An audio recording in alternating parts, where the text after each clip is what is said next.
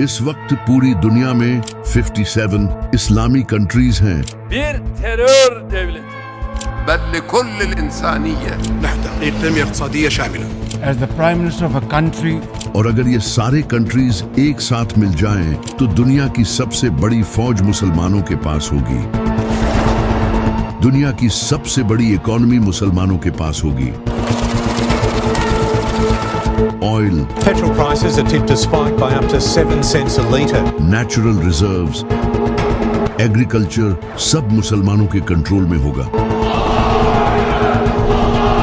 जिससे कोई भी मुसलमानों के खिलाफ खड़ा होने से पहले 1000 बार सोचेगा। और ये बात यहूदी अच्छे से जानते हैं। इन्हें पता है कि अगर मुसलमानों को हराना है तो इन्हें सबसे पहले आपस में तोड़ना होगा। The Ayatollah Khamenei, the new Hitler of the Middle East.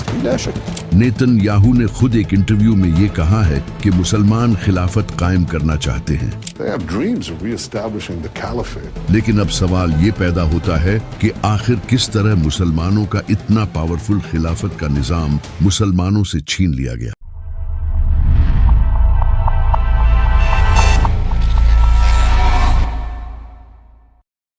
ये सब आज से 14 सदी पहले हुआ था, जब नबी सल्लल्लाहु अलैहि वसल्लम की वफात के बाद हजरत अबू बकर रजी अल्लाह तआला अन्हु पहले खलीफा बने। तो इसी वक्त मुसलमानों पर हर तरफ से आफतें टूट पड़ी। कई मुसलमानों ने ज़कात देने से इनकार कर दिया और दूसरी तरफ कुछ झूठे नबी खड़े हो गए। हजरत अबू बकर रजी अल्लाह तआला अन्हु के सामने बड़ी आफतें थी,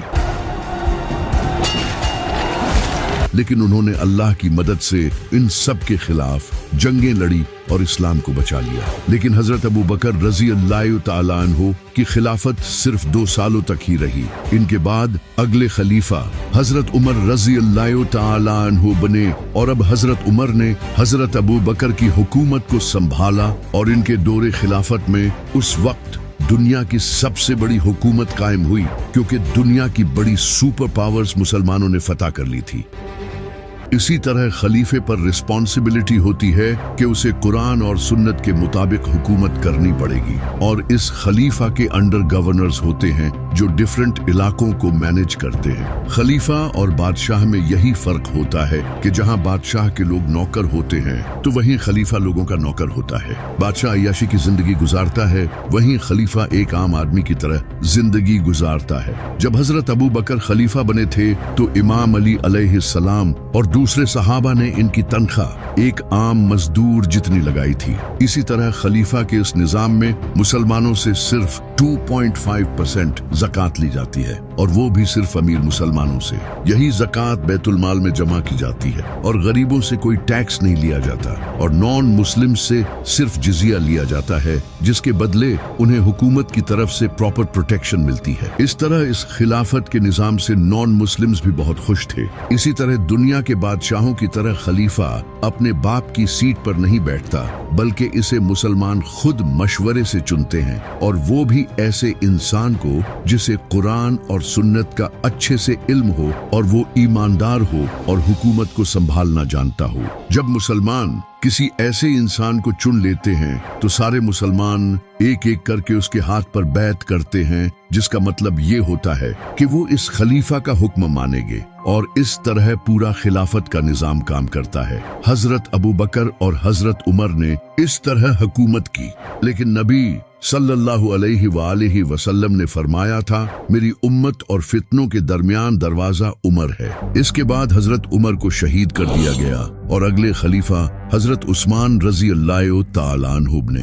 हजरत उस्मान ने अपनी हुकूमत में करप्ट गवर्नर्स लगाए, जिन्होंने करप्शन करना शुरू कर दी। हजरत उस्मान ने 12 साल हुकूमत की, और इन 12 सालों में इन गवर्नर्स ने इनकी हुकूमत पर अपना कंट्रोल जमा लिया, और बाद में यही गवर्नर्स हजरत उस्मान की शहादत की वजह बने। ये वही गवर्नर्स थे जो पहले इस्लाम के दुश्मन थे और अब मुसलमान बनकर दीन को नुकसान पहुंचाना चाहते थे, जैसे कि मरवान, वलीद बिन उतबा और मुआविया।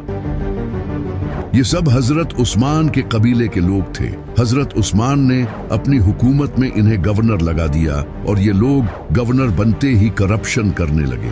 हजरत उस्मान ने 12 साल हुकूमत की और इन 12 सालों में इन गवर्नर्स ने खूब पैसा खाया और लोग इनकी हरकतों से तंग आने लगे। ये सब देखकर कई सहाबा हजरत उस्मान के खिलाफ खड़े हो गए, जैसे कि हजरत अबू जर गफारी, हजरत अम्मार इब्ने यासिर, हजरत अब्दुल्लाह बिन मसूद और हजरत आयशा रजी अल्लाह ताला अन्हा। ये सब हजरत उस्मान की हुकूमत से खुश नहीं थे, क्योंकि हजरत उस्मान से पहले हजरत उमर के दौरे खिलाफत में 1 रुपए की भी चोरी नहीं होती थी और अब हालात बिगड़ चुके थे। इनके अलावा भी और बहुत से सहाबा ने हजरत उस्मान के घर को घेर लिया और उन्हें कहा कि वो खिलाफत छोड़ दें। इसी दौरान कुछ लोगों ने हजरत उस्मान को शहीद कर दिया। हजरत उस्मान के बाद अगले खलीफा, मेरे दिल के टुकड़े, मेरी आंखों के नूर, इमाम अली खलीफा बने। इमाम अली ने सबसे पहले इन गवर्नर्स को हटा दिया, लेकिन इनकी तो हराम खाने की आदत बनी हुई थी, वो कैसे हुकूमत छोड़ सकते थे। और इमाम अली अलैहिस्सलाम को खलीफा तो वो बिल्कुल भी बर्दाश्त नहीं कर सकते थे, क्योंकि इमाम अली अलैहिस्सलाम हजरत उमर से भी ज्यादा हुकूमत के मैटर्स में सख्त थे। ये देखकर इन गवर्नर्स ने हजरत उस्मान के खून का इल्जाम इमाम अली अलैहिस्सलाम पर लगा दिया और इन गवर्नर्स की बातों में सैयदा आयशा रजी अल्लाह ताला अन्हा भी आ गई और वो इमाम अली अलैहिस्सलाम के खिलाफ खड़ी हो गई, जिसके बाद इमाम अली और हजरत आयशा रजी अल्लाह ताला अन्हा के दरमियान जंग हुई, जिसे जंगे जमल कहते हैं। इसके बाद मुआविया इमाम अली अलैहिस्सलाम के खिलाफ खड़ा हो गया, क्योंकि ये भी वही गवर्नर था जिसे इमाम अली अलैहिस्सलाम ने हटाया था। फिर इमाम अली अलैहिस्सलाम ने इसके साथ जंग की, जिसे जंगे सफीन कहते हैं। इस जंग में मुआविया बच गया, क्योंकि इमाम अली अलैहिस्सलाम ने अपने साथियों के कहने पर इससे अग्रीमेंट कर लिया, लेकिन ये देखकर इमाम अली के अपने साथी ही इनके खिलाफ हो गए और फिर उन्होंने इमाम अली के साथ जंग की, जिसे जंगे नहरवान कहते हैं। और इस जंग के बाद इन्हीं में से एक खारिज ने इमाम अली अलैहिस्सलाम को शहीद कर दिया। इमाम अली अलैहिस्सलाम की शहादत के बाद अगले खलीफा इमाम हसन अलैहिस्सलाम बने और वो एक बड़े लश्कर के साथ मुआविया से जंग लड़ने पहुंच गए, लेकिन मुआविया और अमर बिन आस ने ये लश्कर देखकर इमाम हसन को सुलह की ऑफर की। इमाम हसन अलैहिस्सलाम ने इनसे सुलह कर ली, क्योंकि इनके कई कमांडर्स मुआविया ने खरीद रखे थे और अब इनके पास कोई और रास्ता नहीं था। लेकिन इसके कुछ ही टाइम बाद मुआविया ने इमाम हसन अलैहिस्सलाम को शहीद कर दिया और यही वो पॉइंट था जिसके बारे में नबी सल्लल्लाहु अलैहि वसल्लम ने फरमाया था कि मेरे बाद खिलाफत सिर्फ 30 साल तक रहेगी और उसके बाद काट खाने वाली मलूकियत होगी, जो कि इमाम हसन अलैहिस्सलाम के दौरे खिलाफत तक ही वो अजीम खिलाफत रही। इसके बाद मुआविया के दौर से वो काट खाने वाली मलूकियत शुरू हुई, यानी कि अब खिलाफत नहीं बल्कि बादशाहत का निजाम शुरू हुआ।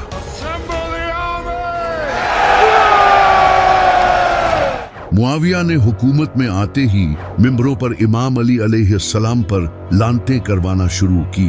हर खुतबे से पहले इमाम अली अलैहिस्सलाम पर लानतें होती थी और लोगों को मजबूर किया जाने लगा कि अली पर लानत करो, और जो लानत करने से इनकार कर देता था उसे कत्ल कर दिया जाता था। जैसे हजरत हुजर बिन अदी, जिन्हें इमाम अली पर लानत न करने की वजह से कत्ल किया गया, और अगर किसी बच्चे का नाम अली रखा जाता था तो उसे भी कत्ल कर दिया जाता था। इन सब के अलावा मुआविया की हुकूमत में गवर्नर्स बड़े बड़े महल और महंगे कपड़े पहनने लगे। शान की खातिर जहां खिलाफत के टाइम पर इमाम अली अलैहिस्सलाम, हजरत उमर, हजरत अबू बकर, हजरत उस्मान सब सादगी की जिंदगी गुजारते थे, वहीं अब मुआविया के टाइम पर गवर्नर्स बादशाहों की तरह जिंदगी गुजारने लगे। उन्होंने लोगों का माल नाजायज तरीके से लूटना शुरू किया और इंसाफ का सिर्फ नाम ही बाकी रह गया था। नमाजों के वक्त बदले जाने लगे थे। अल्लाहु अकबर। और नबी सल्लल्लाहु अलैहि वसल्लम की सुन्नत को बदला जाने लगा था। सहाबा का कत्ल होने लगा और ये सब देखकर बाकी सहाबा भी खामोश रहे, क्योंकि सर उठाने पर गर्दनें काट दी जाती थी। नबी सल्लल्लाहु अलैहि वसल्लम ने इसीलिए फरमाया था कि काट खाने वाली मलूकियत होगी, और यही फर्क था खिलाफत और बादशाहत में, जहां खिलाफत कुरान और सुन्नत के मुताबिक होती थी और खलीफा एक आम इंसान की तरह जिंदगी गुजारता था और कोई भी उठकर उससे सवाल कर सकता था। वहीं बादशाहत में हुक्मरान अय्याशी की जिंदगी गुजारते थे और अगर कोई उनसे सवाल करता तो उसकी गर्दन उड़ा दी जाती थी। खिलाफत में खलीफा मुसलमानों के डिसीजन से चुना जाता था, जबकि बादशाहत में बादशाह का बेटा ही अगला बादशाह बनता था। जिस तरह मुआविया ने अपने बेटे यजीद को बादशाह बनाया। इमाम हुसैन अलैहिस्सलाम मुआविया के इस दौर में जिंदा थे और वो इस जुल्म को देख रहे थे, लेकिन जब यजीद खलीफा बना और इमाम हुसैन अलैहिस्सलाम को पता चला कि अब ये भी अपने बाप की तरह जुल्म करेगा, तो अब इनके पास एक ही रास्ता था कि अपने खून से लोगों का ज़मीर जगाएं। जहां हजारों सहाबा मौत के डर से खामोश बैठे जुल्म बर्दाश्त कर रहे थे, वहीं हुसैन खड़ा हुआ और उसने अपने खून से मुसलमानों का ज़मीर जगाया और बताया कि अगर हुकूमत जालिमों के हाथ होगी तो दीन की धज्जियां उड़ाई जाएंगी और तुम कुछ नहीं कर पाओगे। और फिर ऐसा ही हुआ। इमाम हुसैन अलैहिस्सलाम की शहादत से मुसलमान जाग गए और यजीद के खिलाफ जंग की, लेकिन वो भी शहीद हो गए। और इसी तरह यजीद के बाद एक एक करके जालिम बादशाह आते गए और जुल्म यूं ही चलता रहा। लेकिन फिर अल्लाह ने मुसलमानों को खिलाफत का जायका चखाने के लिए एक इंसान को खलीफा बनाया, जिसका नाम था उमर बिन अब्दुल अजीज। ये हजरत उमर रजी अल्लाह तआला अन्हु के ग्रैंडसन थे, जो कि मदीना में स्कॉलर्स के दरमियान बड़े हुए थे और एक नेक इंसान थे। इन्हें उस वक्त के बादशाह सुलेमान ने अपनी मौत से पहले खलीफा बना दिया, जबकि कई सालों से बादशाह अपनी मौत से पहले अपने बेटे को ही अगला बादशाह बनाते आ रहे थे। और ये पहली बार हुआ था कि सुलेमान ने अपने भतीजे हजरत उमर बिन अब्दुल अजीज को खलीफा बना दिया। जब उमर बिन अब्दुल अजीज को ये पता चला कि उन्हें खलीफा बना दिया गया है, तो उन्होंने रोना शुरू कर दिया और कहा, मैं अल्लाह की कसम खाकर कहता हूँ कि मैंने कभी इसकी ख्वाहिश नहीं की। मैं तुम्हारे ऊपर बादशाह नहीं हूँ, मैं तुम्हारा मुहाफिज हूँ। अगर मैं सही करूँ तो मेरी मदद करना, और अगर मैं कहीं गलत हूँ तो मेरी इस्लाह करना। इसके बाद हजरत उमर बिन अब्दुल अजीज ने खिलाफत संभाली और सबसे पहले जो इमाम अली अलैहिस्सलाम पर पिछले 50 सालों से बनु उमैया लानतें करती आ रही थी, उन्हें खत्म किया। उन्होंने गरीबों और नॉन मुस्लिम्स पर लगे भारी टैक्सेस को भी खत्म किया, जो कि बादशाह मुआविया के दौर से लेते आ रहे थे, और अपने गवर्नर्स को वार्न कर दिया कि वो दोबारा ऐसा कभी न करें। इसके बाद उन्होंने नाजायज तरीके से छीनी हुई जमीनें भी लोगों को वापस कर दी, जिन्हें गवर्नर्स ने छीना था। यहाँ तक कि उन्होंने खुद का महल भी छोड़ दिया और कहा कि मैं इसमें नहीं रह सकता, और खुद एक सादा से घर में रहने लगे और बिल्कुल ही सादा जिंदगी गुजारने लगे। उन्होंने अपनी हुकूमत में कुरान और हदीसों को फैलाना शुरू किया और गरीबों और यतीमों की मदद की, लेकिन ये सब सिर्फ 2 साल और 5 महीनों तक ही जारी रहा। इसके बाद इनकी मौत हो गई। इन्हें इन्हीं जालिम बादशाहों ने जहर देकर शहीद कर दिया और फिर से हुकूमत जालिमों के हाथ लग गई। लेकिन उस वक्त तक चाहे मुसलमानों पर जालिम बादशाह हुकूमत कर रहे थे, लेकिन तब भी पूरी दुनिया में सबसे बड़ी हुकूमत बनु उमैया ही की थी। लेकिन फिर बनु उमैया की इस हुकूमत को बनु अब्बास ने खत्म कर दिया, जो कि नबी सल्लल्लाहु अलैहि वआलिहि वसल्लम के चचा हजरत अब्बास की नस्ल से थे। ये बनु उमैया की इस जालिम हुकूमत से खुश नहीं थे। इन लोगों ने बनु उमैया की इस जालिम हुकूमत को खत्म कर दिया और हुकूमत हासिल करने के बाद बनु उमैया के एक एक इंसान को पकड़कर कत्ल किया।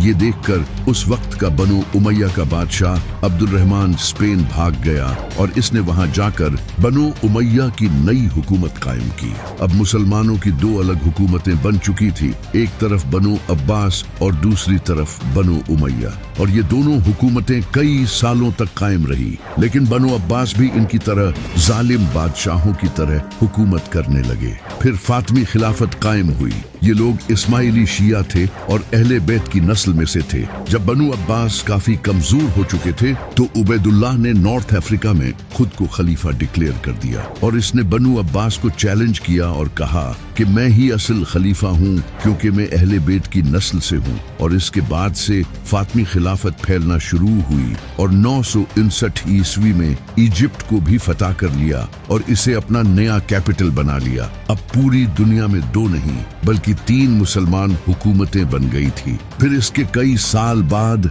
एक इंसान ने इस फातमी खिलाफत को खत्म कर दिया जिसका नाम था सलाहुद्दीन अय्यूबी।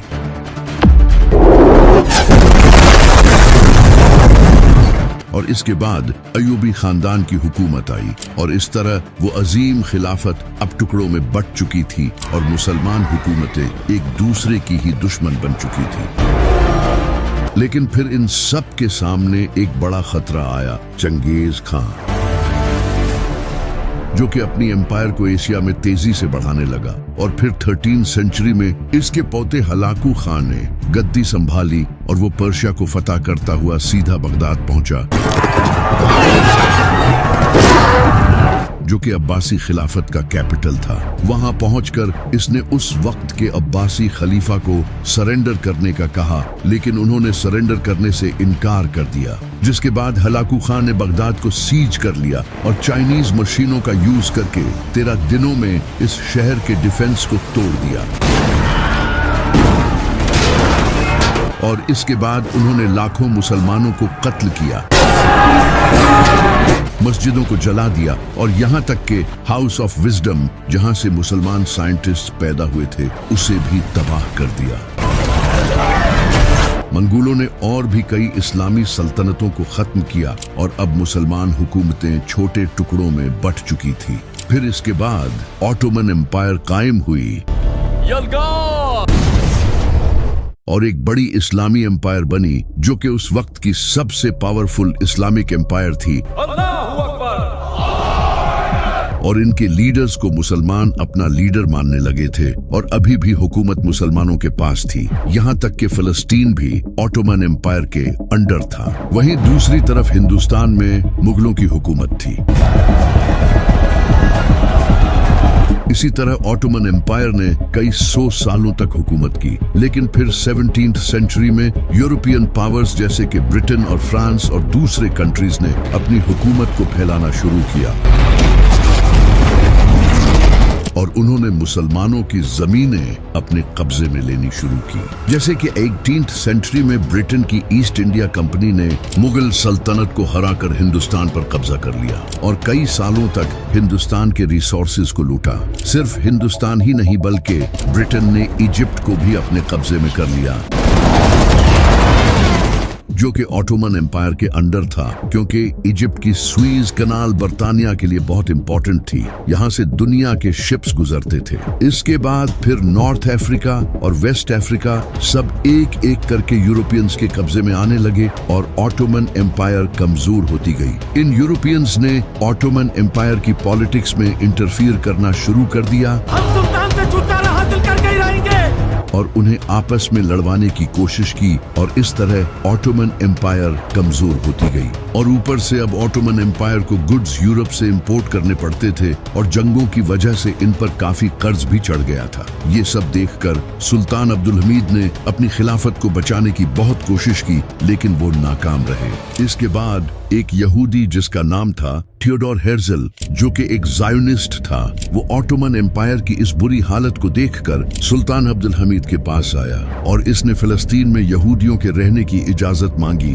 और बदले में वो ऑटोमन एम्पायर का कर्जा भी उतारने के लिए तैयार था। उस वक्त यहूदियों को फिलिस्तीन में रहने की इजाजत नहीं थी, वो सिर्फ वहां जा सकते थे और उन्हें वहां जाने की इजाजत हजरत उमर ने अपने दौरे खिलाफत में दी थी और सुल्तान अब्दुल हमीद ने भी इन्हें वहां रहने की इजाजत नहीं दी। जबकि उस वक्त मुसलमानों की हुकूमत पूरी दुनिया में काफी कमजोर हो रही थी, वहीं दूसरी तरफ यूरोप में यहूदी काफी पावरफुल हो रहे थे। वो पॉलिटिक्स, एजुकेशन और बिजनेस सब में तरक्की कर रहे थे। इसी वक्त थियोडोर हेrzl ने एक बुक पब्लिश की जिसका नाम था द जूविश स्टेट। इसने इस बुक में दुनिया भर के यहूदियों को ये इनकरेज किया कि हम यहूदियों का भी अपना एक अलग कंट्री होना चाहिए। ये बुक काफी फेमस हुई और इस तरह दुनिया भर के यहूदी अपने एक अलग कंट्री की डिमांड करने लगे और इस तरह थियोडोर हेrzl ने सबसे पहली ज़ायोनिस्ट कांग्रेस की जिसमें यहूदियों ने अपने अलग कंट्री की बात की। उन्होंने बर्तानिया के साथ ये डील की कि हम यहूदी तुम्हें ऑटोमन एम्पायर के खिलाफ सपोर्ट करेंगे और बदले में तुम हमें एक अलग कंट्री दोगे। और उसके बाद दुनिया भर से यहूदियों ने फिलिस्तीन में आकर वहां जमीनें खरीदना शुरू कर दी। फिर 1914 में वर्ल्ड वॉर 1 हुई। इस जंग में ऑटोमन एम्पायर ने जर्मनी का साथ दिया और ब्रिटेन, फ्रांस और रशिया के साथ जंग लड़ी क्योंकि उन्होंने ऑटोमन एम्पायर के कई हिस्सों पर कब्जा कर रखा था।